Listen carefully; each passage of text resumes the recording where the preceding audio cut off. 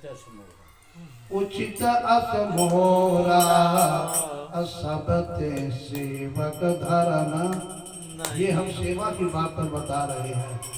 सिर बल जामो उचित यत मोरा असबते सेवक धर्म। सिर बल जामो उचित यत मोरा असबते सेवक धर्म। वृंदावन बिहारी लाल की जय। इसलिए जो तुझको पसंद जय हमारे इष्ट देवता को पसंद हो महाराज उनकी आज्ञा का पालन करें, उनके गुण स्वभाव को जीवन में धारण करें। इससे भक्ति बनती है। नाच तमाशा से भक्ति नहीं बनती है। हमने देखा ही भक्ति संसार उछाल रहा है, फिर हाथ से पकड़ कलाकारी दिखा रहे हैं। तो बड़ी कलाकारी दिखा रहे हैं कि भगवान की कलाकारी को आत्मसात करना चाह रहे हैं। देखो कितने कलाकार हैं बोले वृंदावन। अरे तरीका है बजाने का, गाने का भी तरीका है, लेकिन बिना तरीके से केवल कलाकारी दिखाने के लिए तो महाराज भगवान की कलाकारी को हम सब लोग देखें, अपनी कलाकारी उसमें ज़्यादा न लगाएं। तो वाद्य यंत्रों के विषय में हमने बताया कि सारे वाद्य यंत्र हमारे अंदर ही बज रहे हैं। उसी को जो सुन लिया जाए तो बाहर के वाद्य यंत्र भूल जाएंगे हम। कृष्ण भगवान बांसुरी बजा रहे हैं, लेकिन सुनने वाले कितने लोग थे? कहाँ बज रही थी बांसुरी भाई? बाजी कहें कहाँ बाजी, बाजी कहें बाजी बाजी, बाजी कहें कहाँ बाजी। अब बाजी कहें बंसी बाजी सांवरे से भर की। बाजी ने कहा यानी बाजी माने कुछ लोगों ने कहा कहाँ बजी, किसी ने कहा बाजी यानी बजी है, तो किसी ने कहा कहाँ बजी है, तो किसी ने कहा ये कृष्ण की बंसी बजी है। अब कहाँ बजी है ये तो समझ में नहीं आ रहा है। कितने लोगों ने सुना कृष्ण की बांसुरी बज रही है, गोपियां जिस स्थिति में है उसी स्थिति में दौड़ करके जा रही है। अच्छा केवल गोपियों को सुनाई दे रहा था, वहां पास में गोपियों के बापों को नहीं सुनाई दे रहा था? गोपियों की सासुएं भी थी, उनके आदमी भी थे, ये सब कान के बाहर थे, यही लोग दौड़ करके जाते थे। कभी उन्हें विचार नहीं किया। ये विचारणीय बात है, इसी का चिंतन करना होता है। गोपियां दौड़ करके जा रही हैं, उनको सुनाई दे रहा है, गोपियों के आदमियों को नहीं सुनाई दे रहा है, उनके ससुर को, उनके सास को, उनके बाप को किसी को नहीं सुनाई दे रहा है, यही दौड़ करके जा रही हैं। लिखा है भागवत में। क्यों भाई? इसलिए कि बांसुरी बाहर में नहीं अंदर में बज रही है। कहाँ बाजी? तो अंदर में बाजी। तब सतगुरु शुद्धानंद जी महाराज कहते हैं कि बंशी की तान सुनाई दे जो रे दयालो मेरो खेल सुधार दे जो रे दयालो मेरो खेल।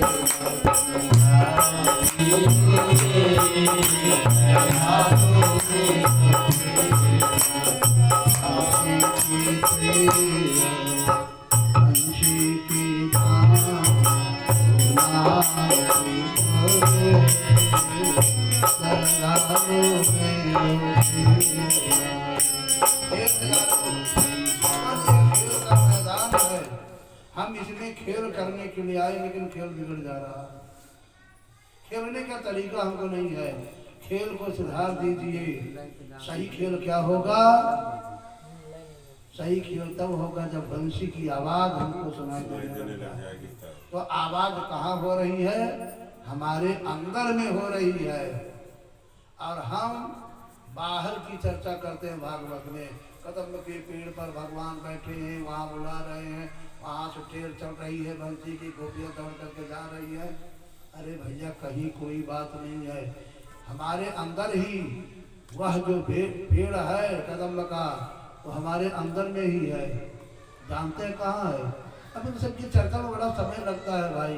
ये मेरुदंड जो है ना, यही वह कदम्ब का पेड़ है। बोलिए वृंदावन बिहारी। सबसे ऊपर ही छोर पर, नीचे से शुरू है, तिकोना जहाँ पर है, देखिए जड़ें जो होती वो भी ऐसे तिकोना चौकोना बन जाते हैं, ऐसे नीचे से वो मेरुदंड ऊपर की ओर आया है।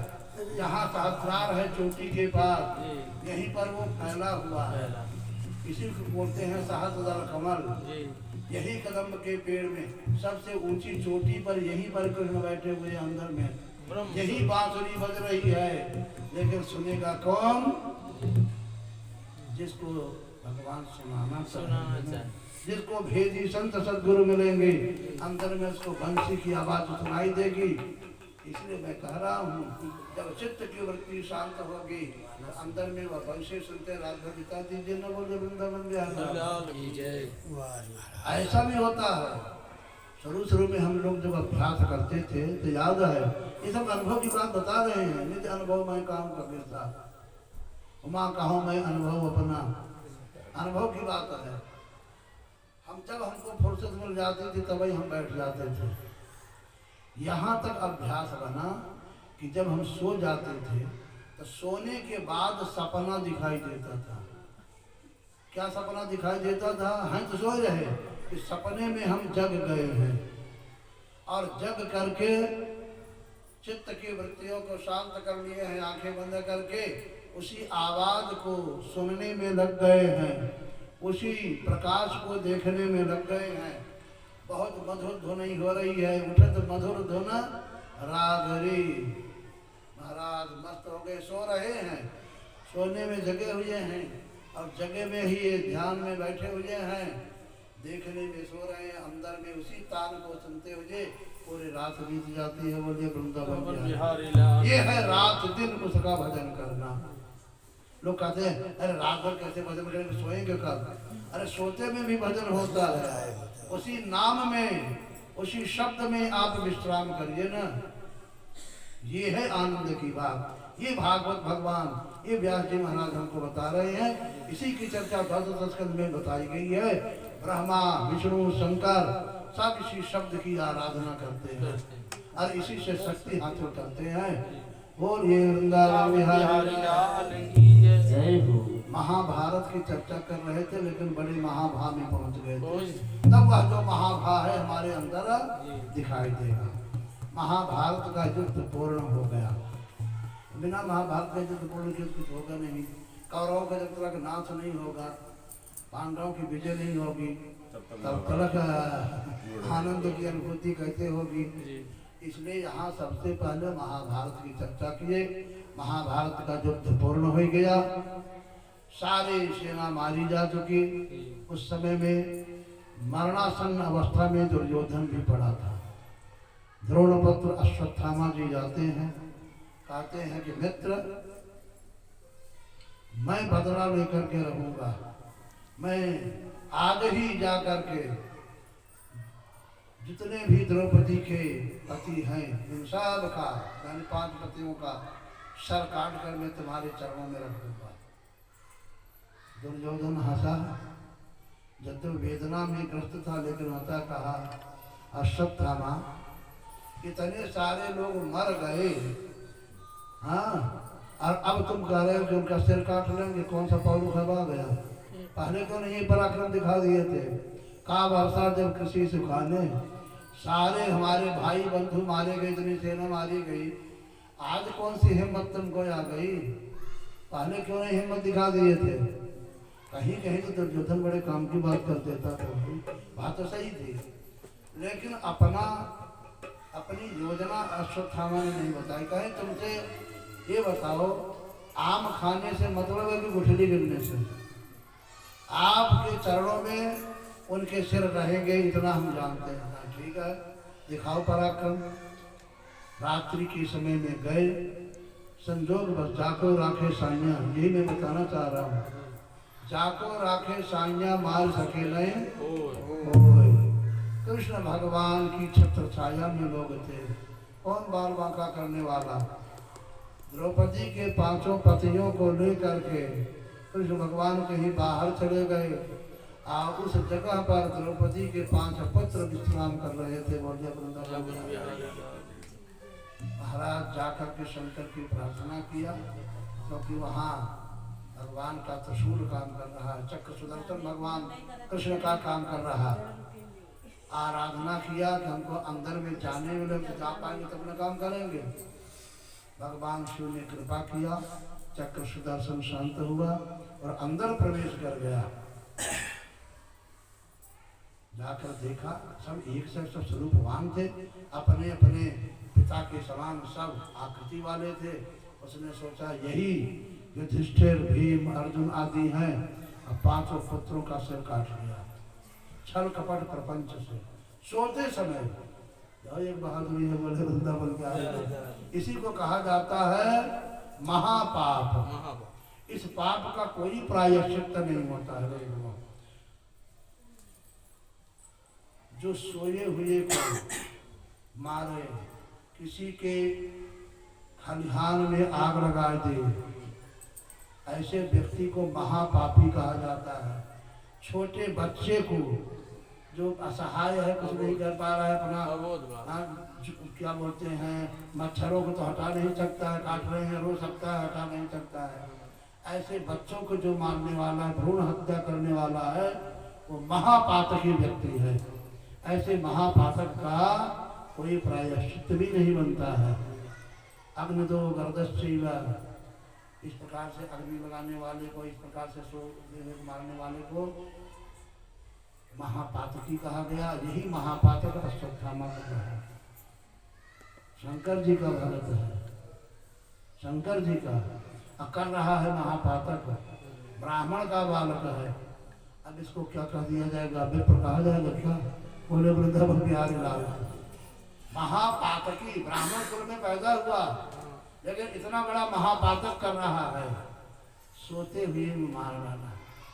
असम की चुटिया पकड़ करके महाराज जैसे लोग वो बाल होती है ना, लहड़ा जिसको गंद बोलते हैं, मकाई ऊपर की चुटिया से पकड़ लेते हैं, सब लटकाए ऐसे 5 की चुटिया पकड़ कर लटका कर लाया दुर्योधन के पास। दुर्योधन मित्र प्रसन्न हो जाएंगे, मैं तुम्हारे शत्रुओं की देखो 5 शत्रुओं को काट कर लाया। दुर्योधन ने देखा, रोने लग गया, कहा तुम हमारे मित्र नहीं हो सकते हो, अश्वत्थामा दुश्मन हो। जिनको तुम पांडव समझ रहे हो, ये पांडव नहीं, ये पांडवों के पुत्र हैं। मैंने पांडवों से दुश्मनी किया था, इनके पुत्रों से नहीं। तुमने तो हमारे कुरुवंश का सत्यानाश कर दिया, ये 500 मर जाएंगे तब क्या होगा? भाई हमारे भाई के बंधु तो कोई रह नहीं गए, कुछ भी हो दुश्मन हो, लेकिन थे तो हमारे भाई, उनका वंश तो चलता। मैं पांडवों की हत्या करना चाहता था, लेकिन पांडव पुत्रों की नहीं। तुमने हमारे साथ दुश्मनी निभाई है, ये पांडव नहीं है। तब अच्छी तरह से देखा का ये मित्र धोखा हो गया, कहीं धोखा तब तक होता रहेगा मित्र अश्वत्थामा, जब तक कृष्ण पांडवों के साथ है। बोलिए वृंदावन। जहाँ संत होता है वहाँ को कोई कुछ बिगाड़ नहीं सकता है। राम जी विभीषण को संत मान रहे हैं। लंका का सत्यानाश तब तक नहीं हो सकता था जब तक विभीषण वहां रहता। पहले उन्होंने विभीषण को हटाया वहां से। रावण को तो तब मारेंगे, विभीषण वहां से हटेगा तब ना। एक संत के रहते हुए हम कैसे काम कर पाएंगे? महाराज संत को बुला लिया और फिर भयंकर लड़ाई हुई, लंका का सत्यानाश हुआ। इसी प्रकार से विदुर जी महाराज संत हैं। विदुर को हटा दिया गया, फिर भगवान ने कहा अब हमारा खेला चालू। विदुर जब तक रहेंगे हस्तिनापुर में तब तक लड़ाई नहीं हो सकती है, संत हैं। महाराज विदुर जी हट गए, दुर्योधन के वाग बाण से विद्ध होकर के कृष्ण ने अपना खेल चालू कर दिया। बोलिए वृंदावन। तो इसलिए जिसके जीवन में संत हैं, महाराज काम क्रोध लोभ मोह कोई भी हो सबका अंत हो जाता है। बोलिए वृंदावन बिहारी लाल की।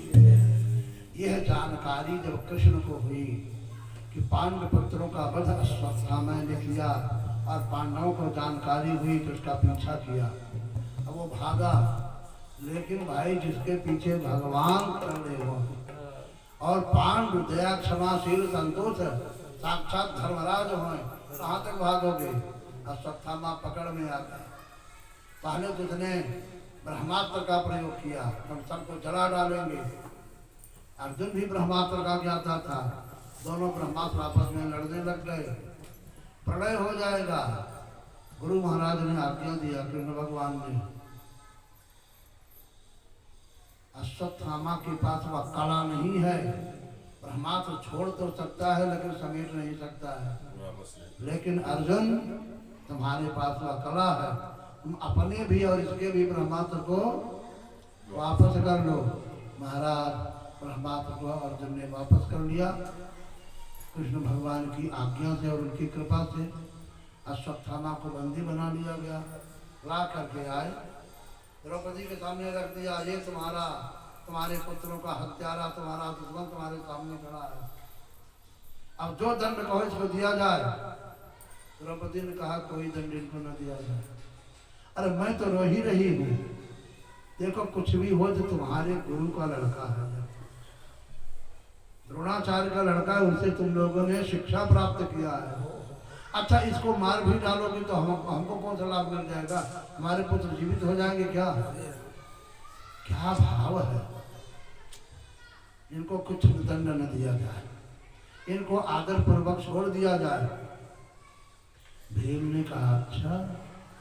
अर्जुन ने कहा मैंने प्रतिज्ञा किया है कि अगर मैं उसको मार नहीं डालूं तो मैं मर जाऊंगा। तो ठीक है, हम चिता जलाते हम खुद मरेंगे। अब द्रौपदी बड़ी चक्कर पड़ी, बोलो मैं जल करके मर जाऊं कि उसको मार डालूं? द्रौपदी चुप, अब क्या कहे। कृष्ण भगवान प्रकट हो गए, प्रकट तो थे ही, लोगों के बीच में आ गए। कहा इसका निराकरण अर्जुन मेरे पास है, तुमको चिता में जलने की जरूरत नहीं है।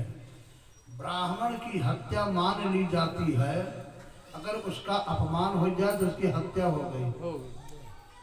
आप इसका अपमान कर दीजिए, इसके बाल बनवा दीजिए, आधा बाल, आधी मूछ, आधी दाढ़ी और माथे में कालिख लपेट दीजिए, इसको छोड़ दीजिए। बस मानो इसकी मृत्यु हो गई तो तुम्हारी प्रतिज्ञा भी पूरी हो जाएगी और द्रौपदी की जो बात है वो भी पूरी हो जाएगी। यही किया गया। मणि निकाल ली गई उसके अंदर से। मणि लग रही रहेगी, महापातकी है ना, सबके अंदर एक मणि है। हर व्यक्ति के अंदर मणि है, हर व्यक्ति के पास सुदर्शन चक्र है। लेकिन कैसे है इसको तो हम जानते नहीं, लेकिन ज्यादा बताने में 12:30 बज रहे हैं। अब क्या बता सकते हैं? शंख चक्र गदा पद्म सबके पास है। शंख क्या है? शंख की आवाज में बड़ी ताकत होती है, रोगी तक को ठीक। बड़े बड़े अस्पतालों में विदेशों में शंकर ध्वनि कराई जाती है। हम लोग कह देते हैं कि ब्राह्मण के लोगों को बजाई नहीं, बन गया। शंख तो हमारे अंदर बजी रहा है, तो बजाओ चाहे न बजाओ, ये सब बिना मतलब की बात है। तो शंख हमारे पास है, हमारा गला देखिए शंखाकृति होती है, ये जो बजता है। हाँ, जब जिसके सुंदर वचन हो, वाणी में मधुरिमा हो, आप शंख धारण किए हुए हैं। गुरु जी वो महापाता चक्र, चलिए उसको छोड़ो। तेजस चक्रम सुदर्शनम, हमारे अंदर का जो तेज है यही सुदर्शन चक्र है। तो तेज कैसे होगा? सुदर्शन, सुदर्शन, सुंदर अच्छी तरह से हम दर्शन करने के योग्य, देखने में हम दर्शनीय बन जाए। लेकिन कब होगा? तेजस चक्र, हमारे अंदर तेज होगा। तेज को तो हम नष्ट कर दे रहे हैं विषयों के भोगों में, विषय भोग में लगा करके चक्र हमारा छीन लिया गया। बोले संकल्प छीन गया, हम गाली गलौज कर रहे हैं, लड़ाई झगड़ा, क्रूर भाषा का प्रयोग कर रहे हैं।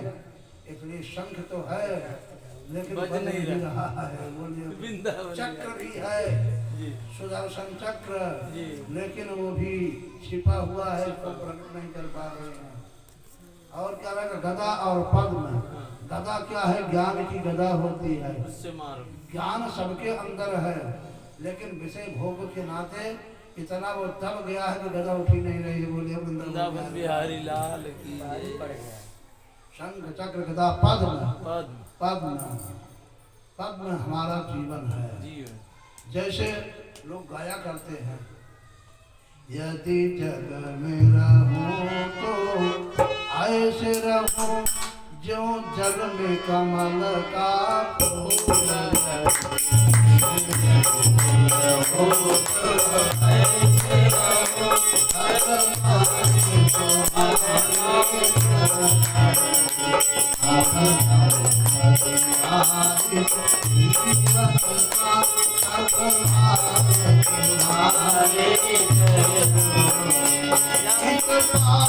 तुम्हारे चरणों में, एक बार तुम्हारे शरणों में,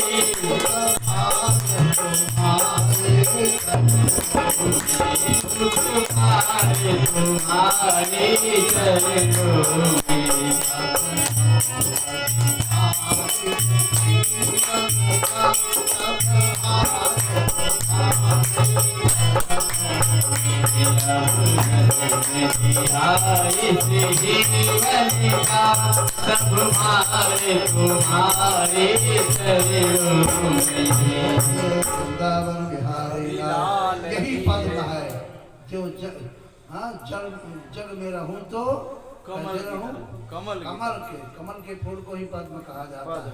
ये संसार ही सागर है, जल है, इसमें हम रहें, इसमें विषय रूपी जल भरा हुआ है। संसार में तो रहें, लेकिन कमल का फूल है ऊपर ही होता है, फूल कभी भी कमल का डूबता नहीं है। संसार में रहिए, लेकिन संसार में डूबिए नहीं, रहिए संसार में। संसार में आए हैं तो रहना तो पड़ेगा ही, आप कहीं जा सकते हो। कमल और ब्रह्म कमल में क्या भेद है? पहले कमल को समझिए। कमल की विशेषता है, जैसे जैसे बाढ़ का पानी आएगा वैसे वैसे कमल की डंठल बढ़ती हुई चली जाएगी। कमल कभी भी पानी में डूब नहीं सकता है, एक विचित्र बात है। विचित्र बाढ़ के पानी के साथ डंठल बढ़ता चला जाएगा, लेकिन बढ़ तो जाएगा, जब पानी घटेगा तो डंठल घटता नहीं है। बढ़ गया तो बढ़ गया। इसीलिए हम भी संसार में रहें, लेकिन कमल के पद्म के समान रहें। है तो हमारे पास पद्म, लेकिन वो उठा नहीं पा रहे, उसके समान चल नहीं पा रहे हैं। तो शंख चक्र गदा पद्म आप ही विष्णु हैं, आत्मा परमात्मा ही परमात्मा। जीवात्मा जब शुद्ध हो जाए तो आत्मा, और आत्मा नाम की धार को, शब्द की धार को पकड़ करके आगे बढ़ जाए तो परमात्मा में लय को प्राप्त हो जाता है। आप स्वयं क्या है, सच्चिदानंद रूप है, चिदानंद रूप शिवोहम शिवोहम, हम कल्याण स्वरूप हैं, हम ही विष्णु हैं, हम ही कण कण तुम में व्याप्त हैं। क्योंकि हमको आत्म स्वरूप का बोध नहीं है, इसलिए हम अपने किसी का बाप समझते हैं, किसी का बेटा समझते हैं, किसी का कुछ समझते हैं। लेकिन समझना क्या चाहिए था, चिदानंद रूप शिवोहम। शंख चक्र गदा पद्म सब आपके पास है। कथा तो बहुत है, आगे की कथा बढ़ाना था, लेकिन इतने ज्ञान विज्ञान की बात जान लेना ही भागवत है। इसलिए आगे के किस्सा कहानी को न बढ़ा करके हमने ज्ञान विज्ञान को बढ़ाने का प्रयास किया है। अब दूसरी मीटिंग की कथा में बढ़ाने का प्रयास करेंगे। इस प्रकार से हम अपने स्वरूप को समझें, स्वरूप का ज्ञान करके इस संसार सागर से पार हो जाएं।